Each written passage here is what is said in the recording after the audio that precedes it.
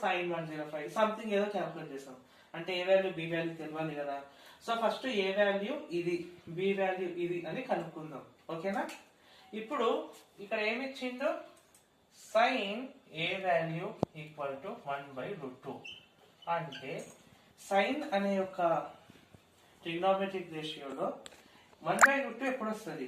sin 45 ఉన్నప్పుడే 1/√2 వస్తుంది. అవునా? అంటే 1/√2 ఎప్పుడు వస్తుంది? sin 45 degrees ఉన్నప్పుడే కదా. సో సైన్ క్యాన్సిల్ అయితే ఏ వాల్యూ ఎంత?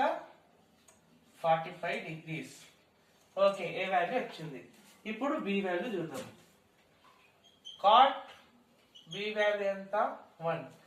కాట్ అనే ట్రిగ్నోమెట్రిక్ రేషియోలో 1 అనేది ఎప్పుడు వస్తుంది? థీటా 45 degrees ఉన్నప్పుడే కదా. కాట్ యొక్క 45 వాల్యూ 1 వస్తుంది. సింపుల్. సో